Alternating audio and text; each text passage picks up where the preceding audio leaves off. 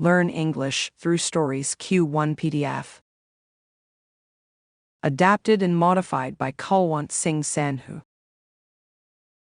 Contents: The Adventures of Tom Sawyer. Chapter 1. Chapter 1. Tom. No answer. Tom. No answer. What's gone with that boy, I wonder, you Tom? No answer. The old lady pulled her spectacles down and looked over them about the room, then she put them up and looked out under them. She seldom or never looked through them for so small a thing as a boy. They were her state pair, the pride of her heart, and were built for style, not service. She could have seen through a pair of stove lids just as well. She looked perplexed for a moment, and then said, not fiercely, but still loud enough for the furniture to hear,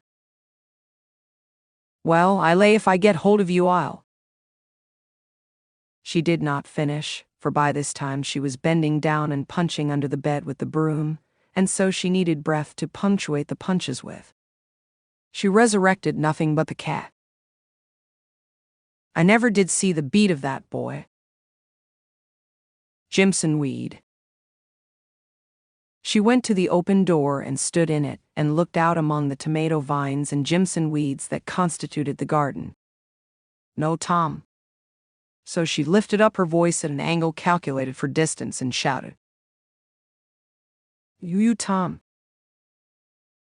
There was a slight noise behind her, and she turned just in time to seize a small boy by the slack of his roundabout and arrest his flight. "There, I might thought of that closet. What have you been doing in there?" "Nothing." "Nothing. Look at your hands, and look at your mouth. What is that jar?" "I don't know, Aunt."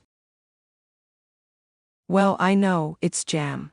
That's what it is. 40 times I've said if you didn't let that jam alone I'd skin you. Hand me that jar." The jar hovered in the air. The peril was desperate.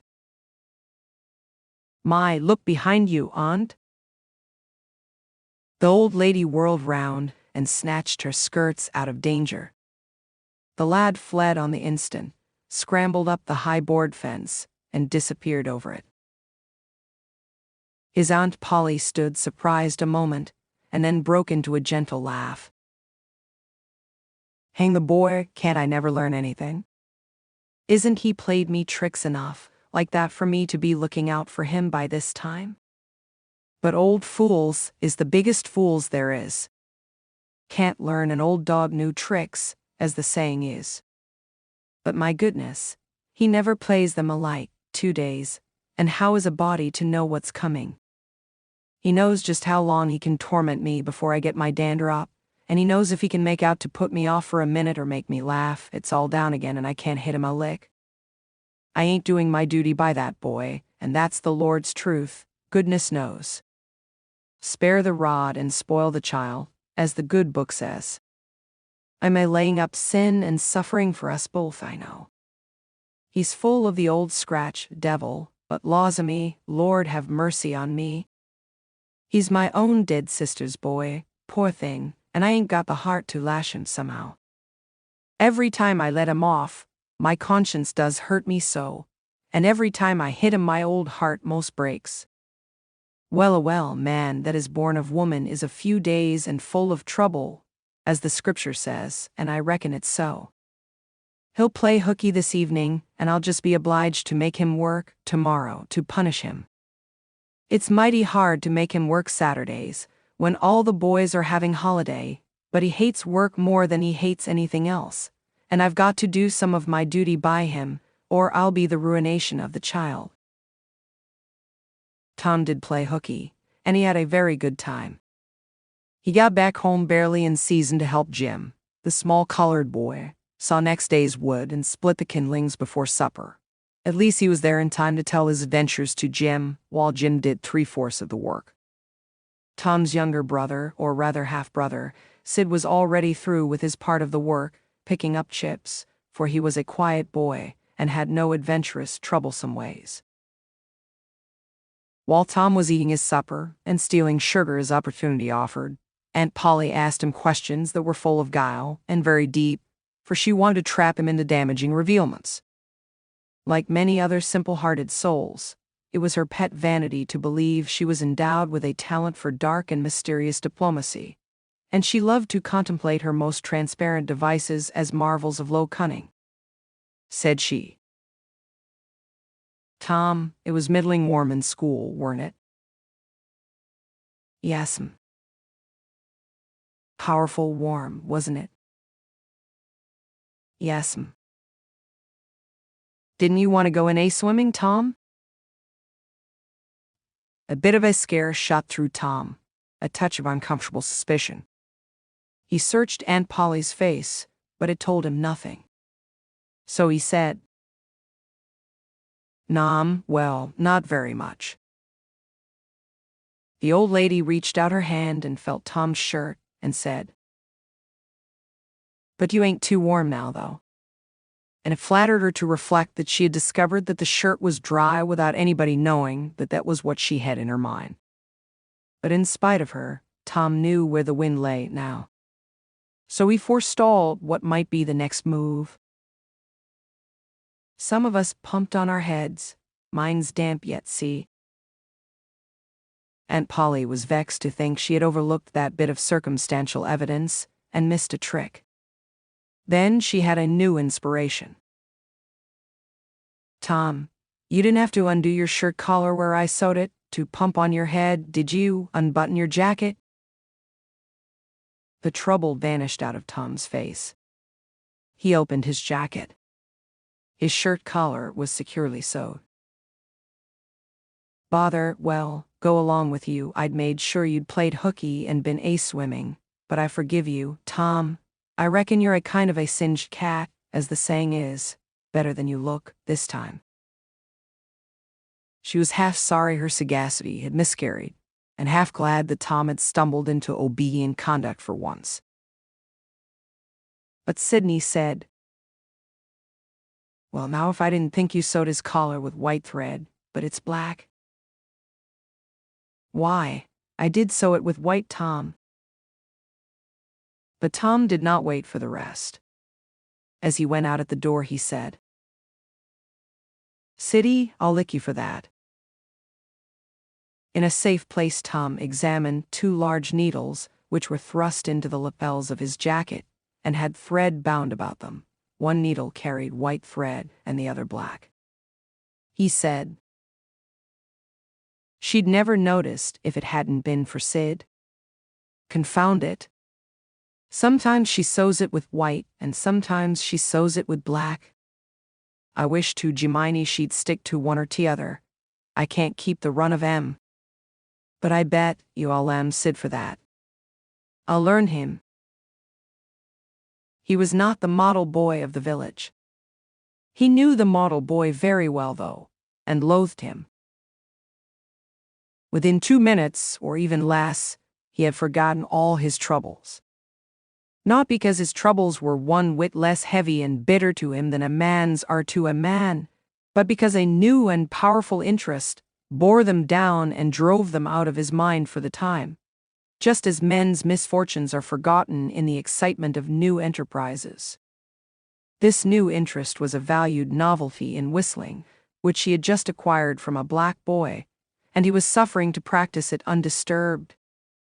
It consisted in a peculiar bird-like turn, a sort of liquid warble, produced by touching the tongue to the roof of the mouth at short intervals in the midst of the music. The reader probably remembers how to do it, if he has ever been a boy. Diligence and attention soon gave him the knack of it, and he strode down the street with his mouth full of harmony and his soul full of gratitude. He felt much as an astronomer feels who has discovered a new planet, no doubt as far as strong, deep, unalloyed pleasure is concerned, and the advantage was with the boy, not the astronomer. The summer evenings were long. It was not dark yet. Presently Tom checked his whistle. A stranger was before him, a boy a shade larger than himself. A newcomer of any age or either sex was an impressive curiosity in the poor little shabby village of St. Petersburg. This boy was well-dressed too, well-dressed on a weekday. This was simply astounding. His cap was a dainty thing, his clothes.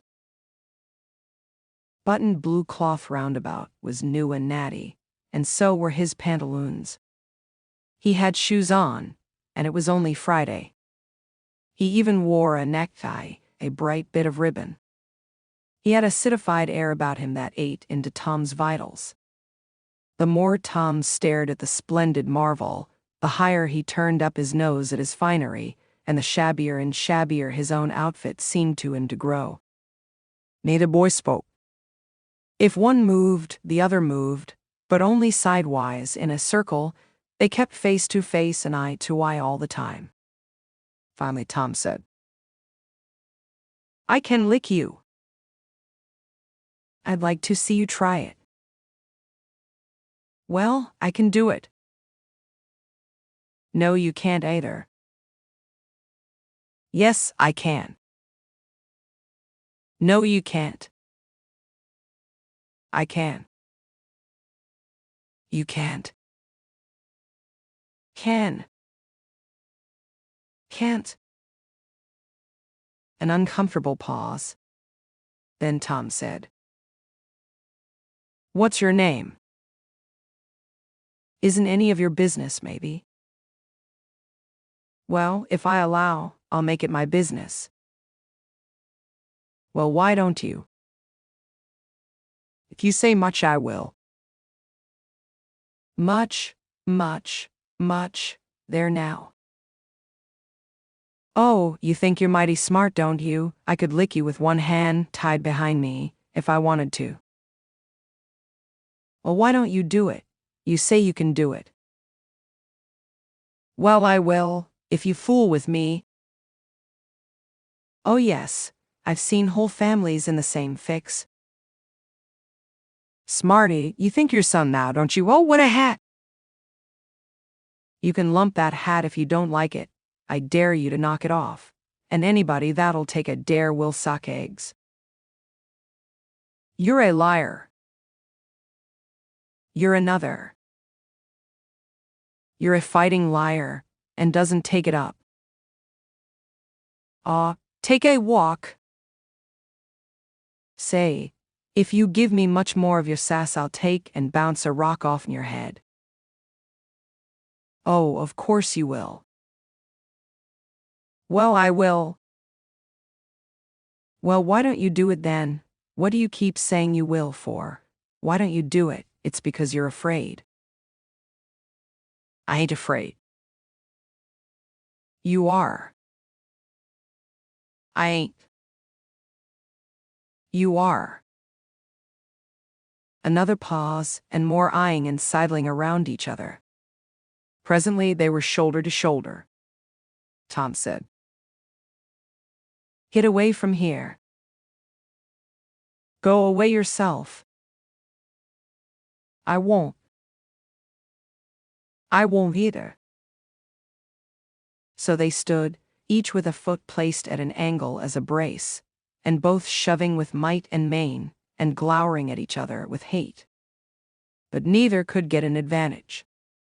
After struggling till both were hot and flushed, each relaxed his strain with watchful caution, and Tom said,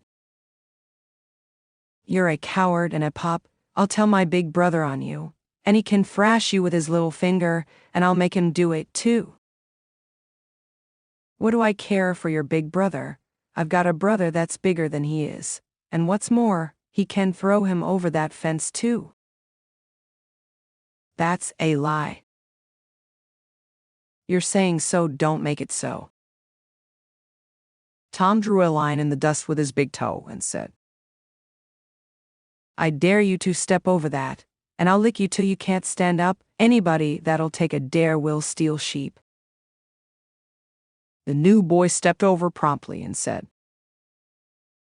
"Now you said you'd do it, now let's see you do it." "Don't you crowd me now, you better look out." "Well, you said you'd do it, why don't you do it?" By Jingo, for 2 cents I will do it. The new boy took 2 broad coppers out of his pocket and held them out with derision. Tom struck them to the ground. In an instant both boys were rolling and tumbling in the dirt, gripped together like cats, and for the space of a minute they tugged and tore at each other's hair and clothes, punched and scratched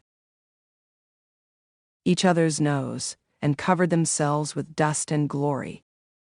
Presently the confusion took form, and through the fog of battle Tom appeared, seated astride the new boy, and pounding him with his fists. "Holler enough," said he. The boy only struggled to free himself. He was crying, mainly from rage. "Holler enough," and the pounding went on. At last the stranger got out a smothered enough, and Tom let him up and said, "Now that'll learn you better look out who you're fooling with next time." The new boy went off brushing the dust from his clothes, sobbing, snuffling, and occasionally looking back and shaking his head and threatening what he would do to Tom the next time he caught him out. To which Tom responded with jeers and started off in high feather. And as soon as his back was turned, the new boy snatched up a stone, threw it and hit him between the shoulders, and then turned tail and ran like an antelope. Tom chased the traitor home, and thus found out where he lived. He then held a position at the gate for some time, daring the enemy to come outside, but the enemy only made faces at him through the window and declined. At last the enemy's mother appeared, and called Tom a bad, vicious, vulgar child, and ordered him away. So he went away, but he said he load too late for that boy. He got home pretty late that night, and when he climbed cautiously in at the window, he uncovered an ambuscade in the person of his aunt, and when she saw the state his clothes were in, her resolution to turn his Saturday holiday into captivity at hard labor became adamantine in its firmness. Vocabulary: resurrected, recovered. Play hooky, plot truant, not attend school. Ruination. The ruination of someone or something is the act of ruining them or the process of being ruined. Money was the ruination of him. Forestall. If you forestall someone, you realize what they are likely to do and prevent them from doing it. Ambuscade, ambush.